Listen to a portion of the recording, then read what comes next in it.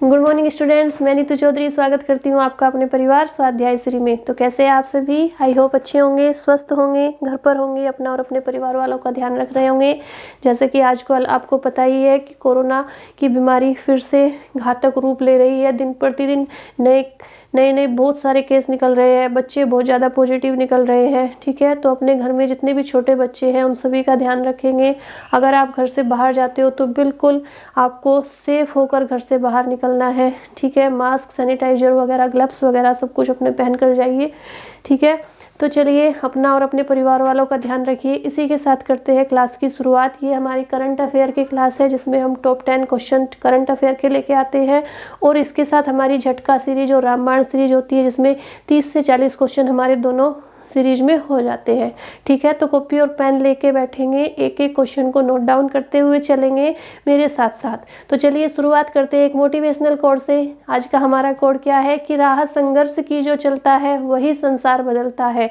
राह संघर्ष की जो चलता है वही संसार बदलता है। जिसने रातों से जंग जीती है सुबह सूर्य बनकर वही चमकता है। बिल्कुल सही बात है। जो जलेगा, जो तपेगा, जो मेहनत करेगा, सफलता तो उसे ही मिलेगी। ठीक है, जो संघर्ष लगातार करता रहेगा, लगातार प्रयास करता रहेगा, सफलता उसे जरूर मिलेगी। तो चलिए आज के फर्स्ट क्वेश्चन से शुरुआत करते हैं क्लास की। तो आज का हमारा फर्स्ट क्वेश्चन क्या है कि अमेरिका के लॉस एंजल्स में 31 जनवरी में आयोजित होने वाले किन अवार्ड्स को कोरोना के बढ़ते संक्रमण के चलते स्थगित कर दिया है? बताइए फटाफट से, इसका राइट आंसर क्या हो जाता है? कौन से अवार्ड को कोरोना के बढ़ते संक्रमण के चलते स्थगित कर दिया है? फर्स्ट ऑप्शन है हमारा 62वें ग्रैमी अवार्ड्स यानी 62वें ग्रैमी अवार्ड्स, 63वें ग्रैमी अवार्ड्स, 64वें ग्रैमी अवार्ड्स या 65वें ग्रैमी अवार्ड्स को क्या कर दिया गया है? संक्रमण के चलते, कोरोना के बढ़ते संक्रमण के चलते स्थगित कर दिया गया है। बताइए इसका राइट आंसर क्या हो जाता है? तो इसका राइट आंसर हो जाता है ऑप्शन सी यानी 64वें ग्रैमी अवार्ड्स को। Option C is the right answer. क्या कर दिया गया है? कोरोना के बढ़ते संक्रमण के चलते स्थगित कर दिया गया है। नेक्स्ट क्वेश्चन देखेंगे, क्वेश्चन नंबर 2। स्नोड्रॉप में काम करने वाली किस कोरियाई अभिनेत्री का 31 साल की उम्र में, मात्र 31 साल की उम्र में निधन हो गया है? उनका नाम क्या है? किम मीसू, किम सूकी, किम योंग या किम यू सू की? बताइए फटाफट से, किम यू सू की। बताइए फटाफट से उनका नाम क्या है? मात्र 31 साल की थी, इनका निधन हो गया है, तो उनका नाम क्या है? उनका नाम है किम मी सू। क्या है? Option A, Kim Mi Su is the right answer. Next question देखेंगे। इसके बाद आ जाती है हमारी झटका सीरीज। ठीक है, क्या आ जाती है? झटका सीरीज आ जाती है। एक एक क्वेश्चन को बहुत ही अच्छे से नोट डाउन करते हुए चलेंगे क्योंकि ये वो क्वेश्चन है जो आपके याद होते हुए भी आप इन्हें क्या करके आते हो? गलत करके आते हो। फिर आपको क्या लगता है? झटका लगता है। ठीक है, कि हमें याद थे और हमने फिर भी गलत कर दिए। अगर बार बार आप उन्हीं क्वेश्चनों का रिविजन करते रहेंगे तो आप उन्हें गलत नहीं करके आएंगे। ठीक है, तो देखिए फर्स्ट क्वेश्चन क्या है हमारा का धार्मिक स्वतंत्रता का अधिकार किस अनुच्छेद के अंतर्गत आता है? बताइए, धार्मिक स्वतंत्रता का जो अधिकार है वो किस अनुच्छेद के अंतर्गत आता है? बताएंगे फटाफट से आप लोग। आप सभी जानते हैं कि ये अनुच्छेद 25 के अंतर्गत आता है। कितने अधिकार हैं हमारे? अनुच्छेद 25 के अंतर्गत, आर्टिकल 25 के अंतर्गत आता है धार्मिक स्वतंत्रता का अधिकार। नेक्स्ट क्वेश्चन है, कितने अधिकार है? आप कमेंट बॉक्स में मुझे आंसर देंगे। दूसरा है, पंचायती राज दिवस कब मनाया जाता है? पंचायती राज दिवस कब मनाया जाता है? बताएंगे फटाफट से। आप सभी को पता है ये मनाया जाता है 24 अप्रैल। कब मनाया जाता है? 24 अप्रैल को मनाया जाता है पंचायती राज दिवस। ठीक है, नेक्स्ट क्वेश्चन है कि भारत के संविधान को अंगीकृत करने की तिथि क्या थी? भारत के संविधान को अंगीकृत करने की तिथि बताइए क्या थी? तो ये कब किया गया था? 26 नवंबर 1949 को। आप सभी को पता है 26 नवंबर 1949, 1949। नेक्स्ट है, देश के एकमात्र निर्विरोध राष्ट्रपति कौन चुने गए थे?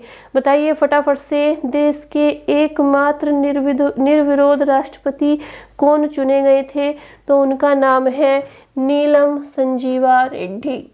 यहाँ पे लिख देती हूँ, नीलम संजीवा रेड्डी को क्या चुना गया था? निर्विरोध राष्ट्रपति चुना गया था। नेक्स्ट है, प्रारूप समिति को कब पारित किया गया था? प्रारूप समिति को कब पारित किया गया था?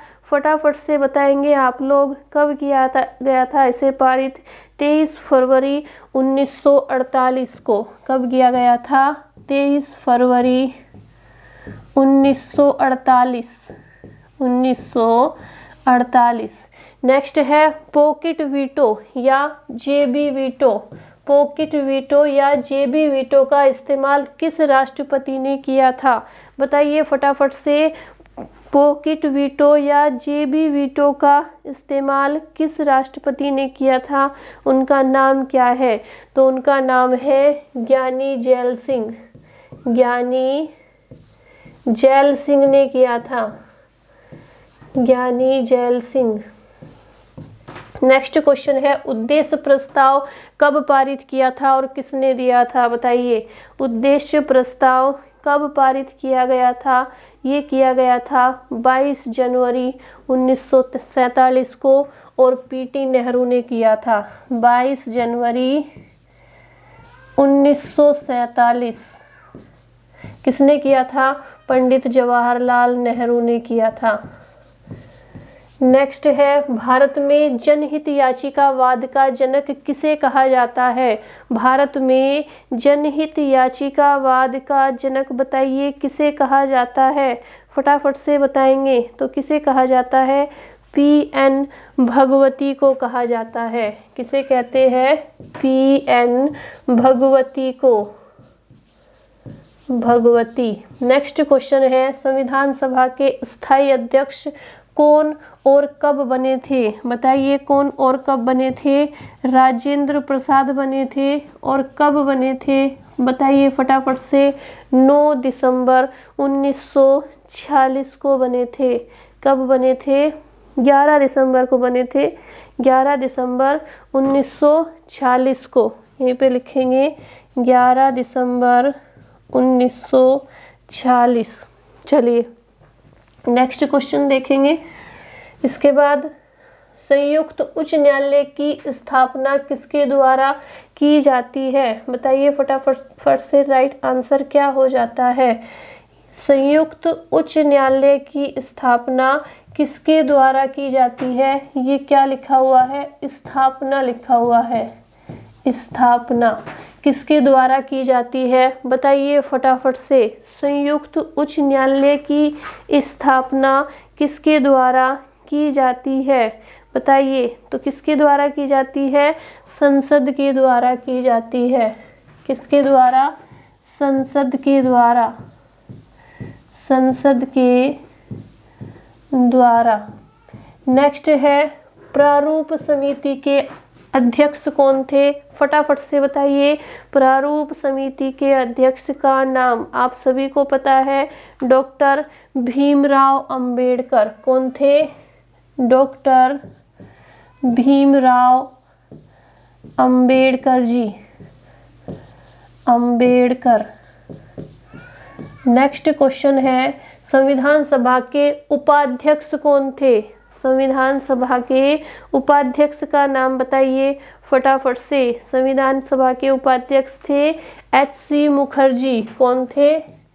HC Mukherjee. HC Mukherjee. Next है कैबिनेट मिशन में संविधान सभा के सदस्यों की संख्या कितनी निर्धारित की गई थी?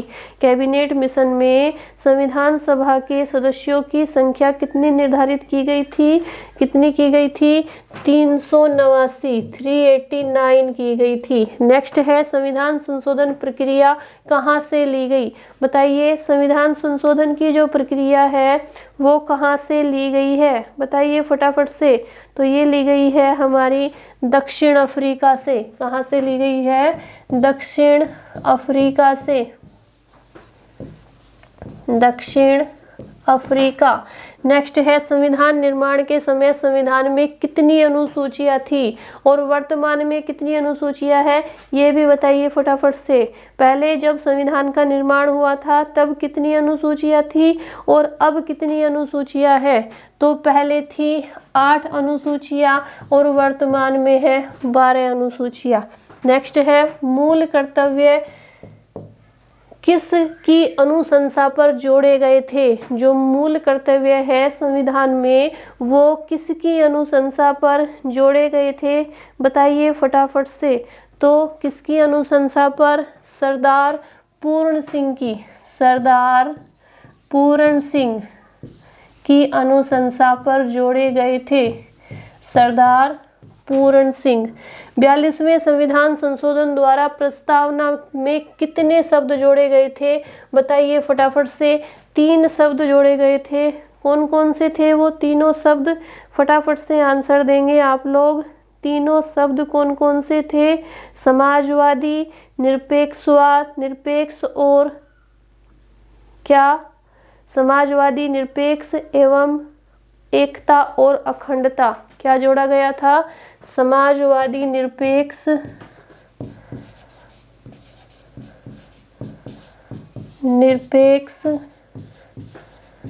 एकता एवं अखंडता को जोड़ा गया था।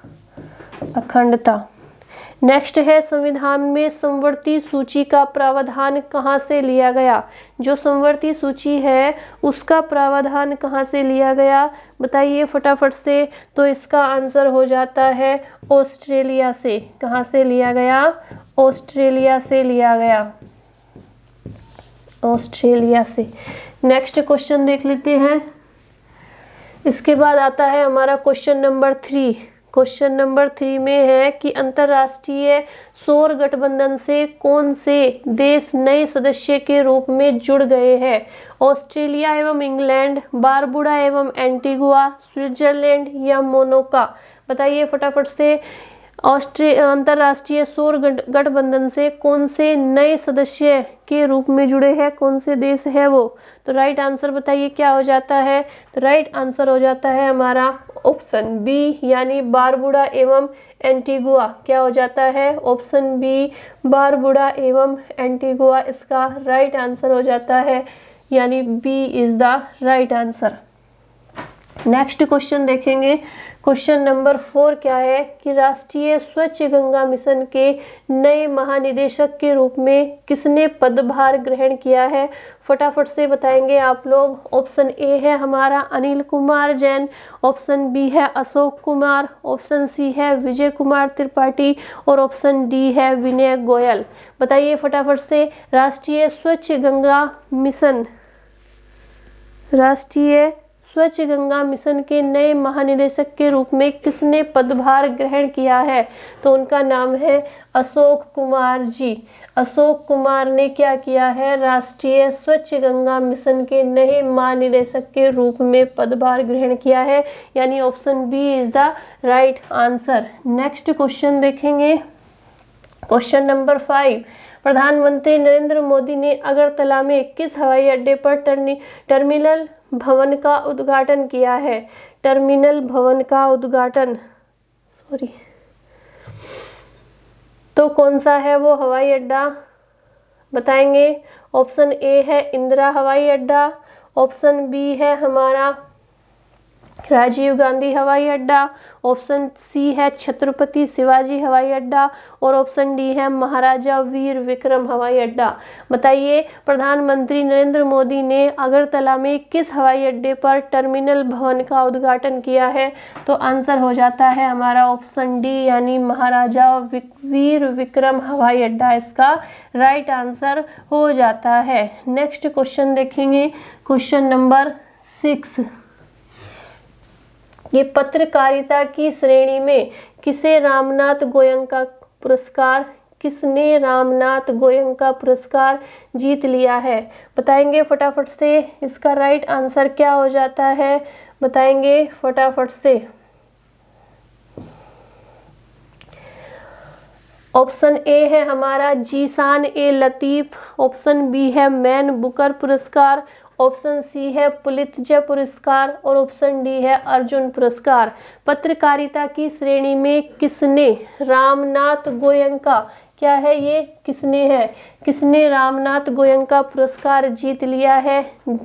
जीशान ए लतीफ, मैन बुकर पुरस्कार, तो ये तो पुरस्कार के नाम है, ये तो ऑप्शन ही ठीक है। तो इसका राइट आंसर हो जाता है हमारा ऑप्शन ए यानी जीशान ए लतीफ ने जीता है रामनाथ गोयनका पुरस्कार। नेक्स्ट क्वेश्चन देखेंगे, क्वेश्चन नंबर 6 के बाद आ जाती है हमारी रामबाण प्रश्नों की सीरीज। रामबाण प्रश्नों की सीरीज में हमने क्वेश्चन कौन से लिए हैं? पर्यावरण से संबंधित लिए हैं। कौन से क्वेश्चन? पर्यावरण से संबंधित क्वेश्चन है। फर्स्ट क्वेश्चन है वन संरक्षण अधिनियम कब बना? बताइए फटाफट से, वन संरक्षण अधिनियम कब बना था? बताइए। तो ये बना था 1980 में। एक एक क्वेश्चन का आंसर लिखते हुए चलेंगे। 1980 में। नेक्स्ट क्या है? पर्यावरण क्या है? आप सभी को पता है पर्यावरण क्या है, यानी जहाँ हमारे चारों ओर का वो वातावरण जो कि हमें व अन्य जीवधारियों को क्या करता है? प्रभावित करता है। हमारे चारों ओर का वह आवरण, वह वातावरण जो हमें और अन्य जीवधारियों को क्या करता है? प्रभावित करता है, पर्यावरण कहलाता है। तो इसकी परिभाषा लिखूं यहाँ पे, हमारे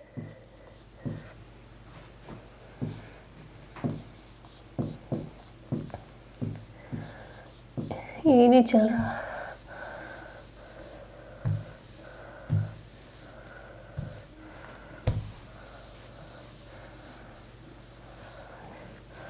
हमारे चारों ओर का वातावरण, चारों ओर का वातावरण जो हमें और अन्य जीवधारियों को प्रभावित करता है, क्या कहलाता है? पर्यावरण कहलाता है। प्रभावित करता है, पर्यावरण कहलाता है। नेक्स्ट क्वेश्चन क्या है कि किस वृक्ष को पर्यावरणीय संकट माना जाता है? ऐसा कौन सा वृक्ष है जिसे पर्यावरणीय संकट माना जाता है? तो उसका नाम क्या है? यूकेलिप्टिस। क्या है? वो जो लंबे लंबे से पेड़ होते हैं ना, उन्हें माना जाता है पर्यावरण संकरण। यूकेलिप्टिस को माना जाता है। ठीक है। नेक्स्ट क्वेश्चन देखेंगे, सर्वाधिक ओजोन क्षयकारी गैस कौन सी है? बताइए फटाफट से, सर्वाधिक ओजोन क्षयकारी गैस कौन सी है? तो उस गैस का नाम क्या है?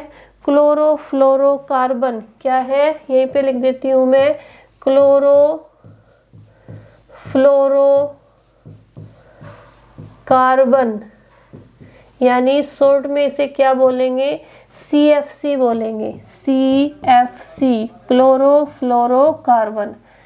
नेक्स्ट है पर्यावरण का रक्षा कवच किसे कहा जाता है? बताइए पर्यावरण का रक्षा कवच किसे कहते हैं? तो ओजोन परत को कहते हैं। किसे कहते हैं? ओजोन परत को पर्यावरण का रक्षा कवच कहते हैं। ओजोन परत। नेक्स्ट है पर्यावरण सुरक्षा अधिनियम कब बना? पर्यावरण सुरक्षा अधिनियम कब बना बताएंगे फटाफट से। 1986 में। कब बना? 1986 में बना। नेक्स्ट है जल संरक्षण एवं प्रदूषण नियंत्रण अधिनियम कब बना? जल संरक्षण एवं प्रदूषण नियंत्रण अधिनियम कब बना? तो ये बना था 1974 में। कब बना था? 1974 यानी 1974 में। नेक्स्ट क्वेश्चन है पर्यावरण की सुरक्षा मूल कर्तव्य है, इसका उल्लेख किस अनुच्छेद में किया गया है एवं संविधान के किस संशोधन के अंतर्गत जोड़ा गया है? बताइए फटाफट से।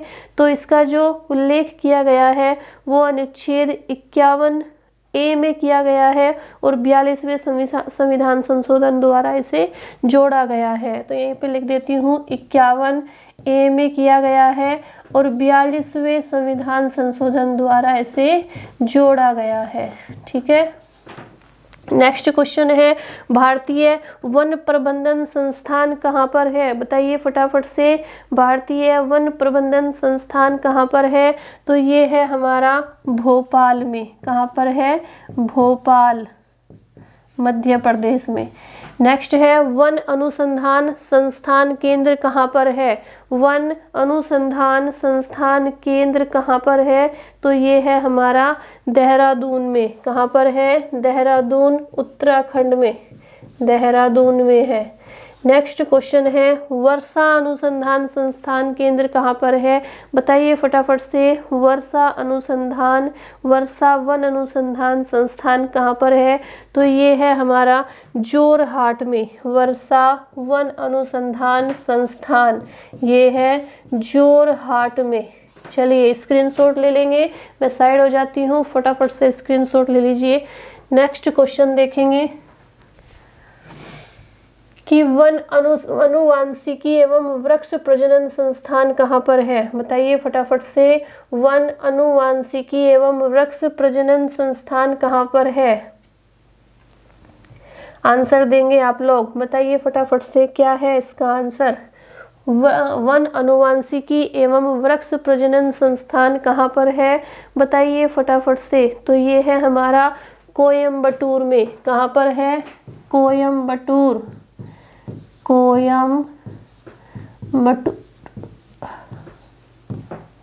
नेक्स्ट क्वेश्चन है वन उत्पादकता केंद्र कहाँ पर है? बताइए वन उत्पादकता केंद्र कहाँ पर है? बताएंगे फटाफट से। उत्पादकता, ठीक है, तो ये है हमारा रांची में। रांची कहाँ पर है? झारखंड में। नेक्स्ट क्वेश्चन है भारत की प्रथम नीति का निर्माण हुआ था। बताइए फटाफट से। भारत की प्रथम वन नीति का निर्माण कब हुआ था? 1894 में हुआ था। यहाँ पर वन ऐड कर लेंगे। वन नीति 1894 में। भारत की प्रथम वन नीति का निर्माण 1894 में हुआ था। नेक्स्ट क्वेश्चन है गिद्ध संरक्षण परियोजना कब से प्रारंभ की गई? बताइए गिद्ध संरक्षण परियोजना कब से प्रारंभ की गई? तो ये की गई है 2006 से। कब से की गई है? 2006 से प्रारंभ की गई है। इसके बाद गैंडा संरक्षण परियोजना कब शुरू हुई? बताइए फटाफट से। गैंडा संरक्षण परियोजना कब शुरू हुई थी? तो ये हुई थी 1987 में। कब हुई थी? 1987 से शुरू हुई थी गैंडा संरक्षण परियोजना। इसके बाद आ जाती है कछुआ संरक्षण परियोजना कब शुरू हुई थी? बताइए फटाफट से। कछुआ संरक्षण परियोजना ये हुई थी हमारी 1975 में, 1975 में। ठीक है। इसके बाद आ जाती है बाघ संरक्षण परियोजना कब शुरू हुई थी? तो बाघ संरक्षण परियोजना हुई थी हमारी 1973 में। कब हुई थी? 1973, 1973 में हुई थी। ठीक है। नेक्स्ट आ जाता है विश्व वन्य जीव संरक्षण कोष कहाँ पर स्थित है? विश्व वन्य जीव संरक्षण कोष कहाँ पर स्थित है? बताएंगे फटाफट से। तो ये है हमारा स्विट्जरलैंड में। कहाँ पर है? स्विट्जरलैंड। स्विट्जरलैंड। स्विट्जरलैंड की राजधानी क्या है बताएंगे आप लोग कमेंट बॉक्स में। स्विट्जरलैंड की राजधानी। मॉन्ट्रियल प्रोटोकॉल संबंधित है, बताइए मॉन्ट्रियल प्रोटोकॉल किससे संबंधित है? तो ये 1987 में ओजोन परत के संरक्षण से संबंधित है। 1987 में ओजोन परत के संरक्षण से संबंधित है। ओजोन परत के संरक्षण से संबंधित, संरक्षण से। नेक्स्ट क्वेश्चन है वियना समझौता कब हुआ था? बताइए फटाफट से, वियना समझौता कब हुआ था? तो ये हुआ था हमारा 1985 में। कब हुआ था? 1985 में हुआ था। नेक्स्ट है पृथ्वी शिखर सम्मेलन कब आयोजित किया गया? बताइए फटाफट से, पृथ्वी शिखर सम्मेलन कब आयोजित किया गया था? तो ये किया गया था 1992 में, 1992 में किया गया था। और कहाँ पर किया गया था? रियो डी जेनेरियो में किया गया था। पृथ्वी शिखर सम्मेलन किस शहर में? नेक्स्ट क्वेश्चन यही आ गया है, किस शहर में किया गया था? तो रियो डी जेनेरियो, मैंने आपको पहले ही बता दिया है, Rio de Janeiro, Janeiro. Next है क्योटो प्रोटोकॉल संधि किस वर्ष से लागू की गई? बताइए क्योटो प्रोटोकॉल संधि किस वर्ष से लागू की गई थी? तो ये लागू की गई थी, यहाँ पे लिख देती हूँ 2005 से। क्योटो प्रोटोकॉल संधि, स्क्रीनशॉट ले लेंगे फटाफट से। नेक्स्ट क्वेश्चन देखते हैं। इसके बाद आता है हमारा क्वेश्चन नंबर 7। 6 जनवरी को विश्व भर में किस दिवस के रूप में मनाया गया? फटाफट से आंसर देंगे आप लोग। राइट आंसर क्या हो जाता है? अंतर्राष्ट्रीय सीमा शुल्क दिवस, थल सेना दिवस, शहीद दिवस या world day of war orphans? बताइए फटाफट से इसका राइट आंसर क्या हो जाता है? फटाफट से बताएंगे आप लोग मुझे इसका राइट आंसर क्या हो जाता है? तो इसका राइट आंसर हो जाता है ऑप्शन डी, यानी world day of war orphans. ठीक है, क्या हो जाता है? World day of war orphans. Next question देखेंगे, क्वेश्चन नंबर 8। क्वेश्चन नंबर 8 हो जाता है हमारा कि विस्तार एयरलाइंस ने किसे अपना नया सीईओ नियुक्त किया है? बताइए फटाफट से राइट आंसर क्या हो जाता है?